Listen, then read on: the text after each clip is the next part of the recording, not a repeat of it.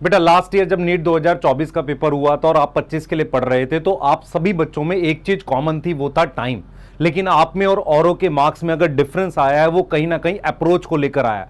तो किसी भी सब्जेक्ट की शुरुआत करने से पहले उसकी सही अप्रोच पता होना जरूरी है, क्योंकि बहुत सारे लोगों को लगता है कि यार अप्रोच हमें पता है, पर उन्हें ये वीडियो, ये सेशन देखना चाहिए। मैं कुछ ऐसी चीजें जरूर बताऊंगा जो शायद आपको ये समझने में मदद करे कि क्या अप्रोच से आपको बायो को, बॉटनी को खासकर पढ़ना चाहिए। मैं दो बातें आपसे ये कहना चाह रहा हूं कि सबसे पहले बेटा आपको क्या समझना है कि आपको इस बार बॉटनी जूलॉजी को इस तरीके से करना है कि उसमें से टाइम दूसरे सब्जेक्ट के लिए बढ़े, लेकिन उसके साथ साथ आपको इसके मार्क्स घटने नहीं देने। ये वो अप्रोच है जिससे आप अगले साल का जो हम लेवल बढ़ाने की बात कर रहे हैं उसको कर पाएंगे। क्योंकि पिछले साल भी आपके पास जब टाइम था तो उतना ही टाइम था ना, इस साल भी उतना टाइम था, तो आप एक्स्ट्रा टाइम कहां से लाओगे? तो कहीं ना कहीं एक अप्रोच बहुत इंपॉर्टेंट होगी जो आपको इस सब्जेक्ट में मिलनी चाहिए। तो मैं आपको इस सेशन में यही चीज बताने वाला हूं, और उसके साथ साथ मैं सबसे पहले आपको बता देता हूं, हम लोग बेटा 21 मई से स्टार्ट कर रहे हैं मंथन बैच। मंथन बैच की पूरी बॉटनी मैं पढ़ाऊंगा। इस बार कुछ उसमें अलग प्लान कर रहा हूं मैं। अलग प्लान करने का मतलब कुछ चैप्टर को हल्का सा कंप्रेस करेंगे, कुछ को और डिटेल लेकर जाएंगे, और असर्शन रीजन के क्वेश्चन क्लास में ही कराएंगे। हर क्लास में, हर दो मतलब हर चैप्टर में कम से कम क्लास के अंदर में 20 से 25 40 क्वेश्चन जरूर करा दूंगा। हर क्लास नहीं कह रहा हूं, हर चैप्टर में, ताकि आपको सोचने का मौका मिले। तो वो क्लास में ही डिस्कशन कर पाएंगे, क्योंकि असर्शन रीजन दे देना मुश्किल होता है। एक अलग अप्रोच के साथ इस बार बैच में जाने वाले हैं। उसके साथ साथ बेटा इस बैच में हमने अलग क्या किया है, आपको 3 लेयर की अलग अलग डीपीपी दे दी है। ये डीपीपी इस बार हम अलग से बना रहे हैं। थोड़ा सा डीपीपी के क्वेश्चन को ऐसा कर रहे हैं कि यार एक ही क्वेश्चन में बहुत सारे टॉपिक कवर होते हो, इस तरह की डीपीपी जा रहे हैं। खासकर तेजस और सिद्धि, जिसमें हमने match the following, assertion reason, ये सारे रखे हैं। और सॉल्यूशन डेफिनेटली हमें देने चाहिए, क्योंकि हमारी एक्सप्लेनेशन आपको हेल्प करने वाली है। उसके अलावा बेटा हर वीक में टेस्ट जैसा आपने बोला था वो हमने आपको दे दिया है।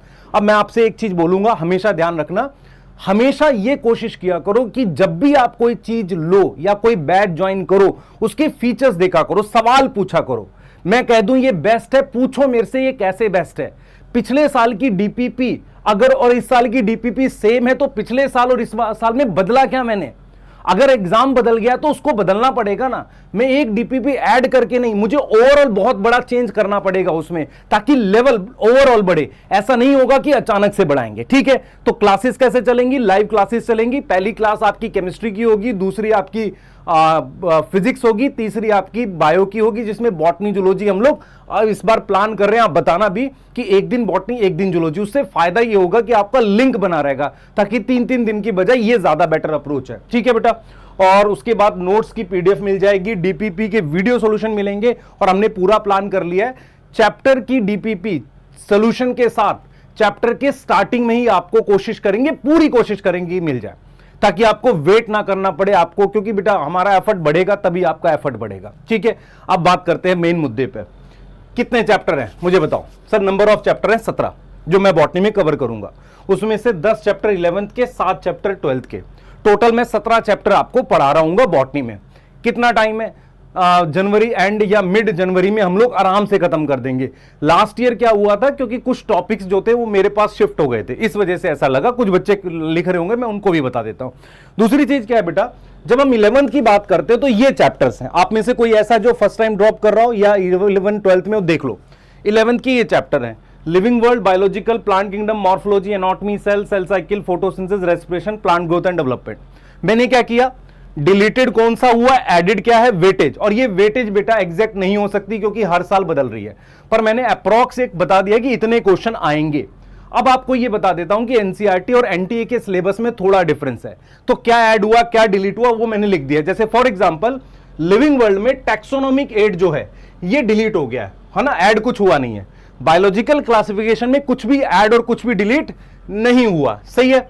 प्लांट किंगडम में लाइफ साइकिल वाला जो पार्ट है ना लास्ट में, वो हटा दिया है, बाकी ऐड कुछ नहीं हुआ। उसके अलावा मॉर्फोलॉजी ऑफ फ्लावरिंग प्लांट में modification of root stem leaf हटा दिया है, ये चीज उन्होंने हटा दी है।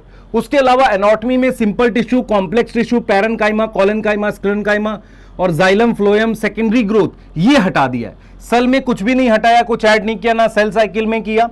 फोटोसिंथेसिस में उन्होंने कुछ चेंज नहीं किया है, रेस्पिरेशन में कोई चेंज नहीं किया है, और डिलीटेड में प्लांट ग्रोथ में उन्होंने वर्नलाइजेशन, फोटो पीरियोडिज्म ये हटा दिया। ये मैं क्यों बता रहा हूं, जैसे ही इस साल पेपर हल्का सा टफ आया तो टीचर क्या करेंगे, वो टॉपिक भी कराने लगेंगे जो शायद डिलीटेड है, और या पीवाईक्यू वो वाले भी डालने लगेंगे, ये बोल के देखो टफ बना रहे। टफ बनाने का मतलब लेंदी बनाना है, ध्यान रख।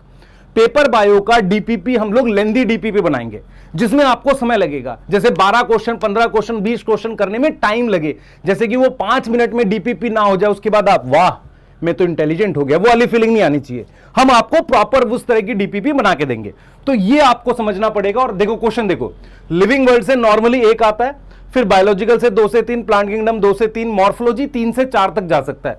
उसके अलावा मेरे पास 2 क्वेश्चन है किसके, एनाटॉमी के, फिर 2 से 3 क्वेश्चन सेल, 4 क्वेश्चन इसके किसके, सेल साइकिल के, फोटोसिंथेसिस 3 क्वेश्चन 4 क्वेश्चन, 2 से 3 रेस्पिरेशन और 2 से 3 किसके, प्लांट ग्रोथ एंड डेवलपमेंट के। एक बार ये देख लो अच्छे से। इसकी पीडीएफ भी मैं आपको कहां भेज दूंगा, टेलीग्राम चैनल पे, संकल्प नीट वेदांतु, और मेरे पर्सनल टेलीग्राम पे मैं दोनों पे इसको भेज दूंगा। यहां तक कोई दिक्कत है, यहां तक कोई दिक्कत है? ये क्लास 11th का है। अच्छा, अब इसके बाद अलग क्या है आज? अलग ये है बेटा, मुझे ये भी देखना पड़ेगा कि कौन से ऐसे चैप्टर्स हैं जिनसे कॉन्सेप्चुअल क्वेश्चन आता है, किससे डायरेक्ट क्वेश्चन आता है, और किस चैप्टर से हमारा लेंदी है जिसमें ज्यादा समय लगेगा। मैं आपको समझाता हूं। लिविंग वर्ल्ड एक स्मॉल चैप्टर है, उससे हमेशा डायरेक्ट क्वेश्चन मिलेगा आपको, कॉन्सेप्चुअल क्वेश्चन बहुत रेयर आता है। तो अगर मैं लिविंग वर्ल्ड के 40 असर्शन रीजन करा दूं, मैं तेरा नुकसान कर रहा हूं, क्योंकि ये पहला चैप्टर इसलिए करा दूं, इससे कोई फायदा नहीं होगा। मैं इसलिए बोल रहा हूं कि इस बार हमें ऐसी अप्रोच रखनी है कि बायो कम टाइम में भी करानी है, पर उन टॉपिक पर ज्यादा फोकस रखना है जिससे ज्यादा मुश्किल क्वेश्चन आ सकते हैं। देख टेबल देख, बायोलॉजिकल क्लासिफिकेशन लेंदी चैप्टर है, उसमें कॉन्सेप्चुअल नॉर्मली फंजाई से पूछ सकता है, मोनेरा प्रोटिस्टा वो डायरेक्ट क्वेश्चन पूछता है। जैसे क्या पूछेगा, कहेगा कि ये हमारे पास chief producer in ocean, diatoms, ऐसे क्वेश्चन पूछेगा। तो कॉन्सेप्चुअल क्वेश्चन कहां से पूछेगा, यहां से, फंजाई से। ऐसे ही प्लांट किंगडम है, प्लांट किंगडम ना लेंदी और मीडियम के बीच का कुछ है, कॉन्सेप्चुअल आएगा ब्रायोटेरिडो। इस बार 2 क्वेश्चन आए थे लाइफ साइकिल के, तो लाइफ साइकिल ब्रायोटेरिडो की। उसके अलावा डायरेक्ट क्वेश्चन जो आएगा वो एल्गी का आएगा। समझ आ रहा है? तो इस तरीके से हम क्या करेंगे, हर चैप्टर में पहले तुझे गाइडेंस देंगे कि चैप्टर ऐसे पढ़ना है, ये ओवरऑल गाइडेंस है, देख ले ध्यान से। उसके बाद एनाटॉमी में बेटा यहां पर ये स्मॉल चैप्टर है, ठीक है, क्लियर है, और इसमें ज्यादातर क्वेश्चन डायरेक्ट आते हैं। सेल वाले में बेटा दोनों तरह के क्वेश्चन बन सकते हैं, लेकिन जो तेरा सेकंड हाफ है, सेकंड हाफ मतलब चैप्टर का जहां पर तेरे पास वो दे रखा है, न्यूक्लियस दे रखा है, साइटोस्केलेटल दे रखा है, वहां पर तेरे पास ये कॉन्सेप्चुअल बनता है। साइटोस्केलेटल हो गया, न्यूक्लियस हो गया, यहां पर तेरे पास कुछ कॉन्सेप्चुअल बन जाता है, बाकी तो डायरेक्ट आ सकता है। सेल साइकिल में कॉन्सेप्चुअल क्वेश्चन ज्यादा आते हैं एज कंपेयर टू डायरेक्ट, है ना, as compare to direct conceptual question ज्यादा आते हैं। किसमें आते हैं? सेल साइकिल में, डायरेक्ट के कंपैरिजन, और चैप्टर मीडियम ही है। फोटोसिंथेसिस एक बड़ा चैप्टर हो, तो देखो बड़े चैप्टर कौन कौन से हैं, बड़े चैप्टर देखो कौन कौन से हैं। एक है आपके पास बायोलॉजिकल, एक है मॉर्फोलॉजी, एक है सेल, एक है फोटोसिंथेसिस। रेस्पिरेशन और प्लांट ग्रोथ डेवलपमेंट दोनों मीडियम चैप्टर है, ठीक है, पर प्लांट ग्रोथ डेवलपमेंट से मोर क्वेश्चन डायरेक्ट आता है, रेस्पिरेशन से कॉन्सेप्चुअल बन जाता है क्योंकि स्ट्रक्चर्स इन्वॉल्व है। तो ये वाली टेबल आपके काम की है, आपको समझ में आ रहा है कौन से बड़े चैप्टर्स हैं, इन पे ज्यादा टाइम देंगे। कॉन्सेप्चुअल जहां पर ज्यादा आएगा वहां पर ज्यादा टाइम देंगे, उसको कॉन्सेप्ट को एक्सप्लेन बहुत अच्छे से करेंगे, ज्यादा असर्शन रीजन करेंगे, इस तरीके से जाने वाले। अब ये देख, सेम चीज 12th में जाते हैं। अच्छा, असर्शन रीजन मुझे लगता है ऐसे चैप्टर से पूछना चाहिए, फोटोसिंथेसिस से, रेस्पिरेशन से, cell cycle, plant kingdom, biological, cell कुछ हद तक हो सकता है, पर इन 5 से मुझे असर्शन रीजन पूछने चाहिए ज्यादा। मैं फिर बोल रहा हूं, मैं हर चैप्टर के 20 असर्शन रीजन करा के कोई फायदा नहीं है। जिन चैप्टर से कॉन्सेप्चुअल आएगा वहां से ज्यादा असर्शन रीजन करा रहे हैं, यही तरीका है, यही अप्रोच होनी चाहिए, क्योंकि कॉम्पिटिटिव एग्जाम में सिलेबस पूरा करना नहीं है, किस अप्रोच से सिलेबस पूरा किया ये इंपॉर्टेंट होता है। यही चीज तुम मिस कर रहे थे पिछले ईयर, तुमने यही चीज मिस करी, तुमने सिलेबस किया, क्वेश्चन किए सबके सेम अप्रोच से, पर जिन चैप्टर से मुश्किल क्वेश्चन आते थे तुम तैयार नहीं थे फिजिक्स में उसके लिए, तो वही अप्रोच तुम्हें नुकसान करी। यस, आ जाओ। सेक्सुअल रिप्रोडक्शन में जो है वेटेज 3 से 4 क्वेश्चन, ठीक है, ऐड हुआ है, डिलीट हुआ है नहीं, ना प्रिंसिपल में ऐड हुआ है ना इसमें, मॉलिक्यूलर बेसिस में हम टिश्यू कल्चर पढ़ा देते हैं उसके साथ, ठीक है। यस, अब यहां जाओ, ऑर्गेनिज्म पॉपुलेशन में अडेप्टेशन, ए बायोटिक फैक्टर डिलीट है, इकोसिस्टम में bio geochemical cycle succession delete है, कुछ ऐड नहीं हुआ। बायोडाइवर्सिटी कंजर्वेशन में आईयूसीएन की रेड डाटा लिस्ट ऐड हुई है, यहां कराएंगे, और यहां पर मैं इस बार आपको इंपॉर्टेंट डेज भी करा दूंगा कि एनवायरमेंट डे क्यों है, क्योंकि मैं ये मानता हूं कि यहां से कुछ बाहर जा सकता है। बाकी 3 से 4 क्वेश्चन इसके आएंगे, प्रिंसिपल ऑफ इनहेरिटेंस के 5 क्वेश्चन इसके, ऑर्गेनिज्म पॉपुलेशन के 2 क्वेश्चन इसके, 3 आ सकते हैं इसके, 2 आ सकते हैं, पर ये नेट वेटेज 8 क्वेश्चन की होती है जो ऊपर नीचे हो सकती है। क्लियर है कि नहीं? क्लियर है। तो 12th में बेटा कम चैप्टर हैं, आपको पता होना चाहिए, मैक्सिमम वेटेज इनके पास है और यहां से कॉन्सेप्चुअल आता है। सेक्सुअल रिप्रोडक्शन फ्लावरिंग प्लांट से भी कॉन्सेप्चुअल आता है। देखो कहां से आता है, एपोमिक्सिस से आता है, पॉलन ग्रेन की डेवलपमेंट, एम्ब्रियोसैक की डेवलपमेंट से आ सकता है। इस बार आया भी था टेपिटम वाला पार्ट वहां से, तो यहां से आ सकता है। Principle of inheritance lengthy chapter, देखो ये 3 चैप्टर लेंथी है। कौन कौन से? Sexual reproduction flowering plant, principle of inheritance, ये लेंथी चैप्टर है। ये क्या लेंथी चैप्टर है, इनसे क्वेश्चन डायरेक्ट और कॉन्सेप्चुअल दोनों आते हैं। ह्यूमन वेलफेयर स्मॉल चैप्टर है, डायरेक्ट क्वेश्चन आता है। डायरेक्ट मतलब बहुत कोई कॉन्सेप्चुअल पूछेगा नहीं। उसके बाद ऑर्गेनिज्म पॉपुलेशन से दोनों तरह के बनते हैं।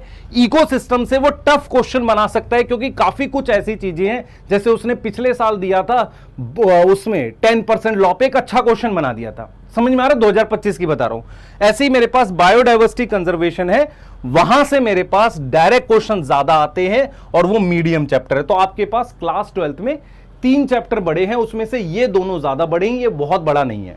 बाकी के सारे चैप्टर मीडियम है। तो क्लास 12th में वैसे भी कम टाइम लगता है, हम 1.5 से 2 महीने में क्लास 12th मैक्सिमम करा देते हैं।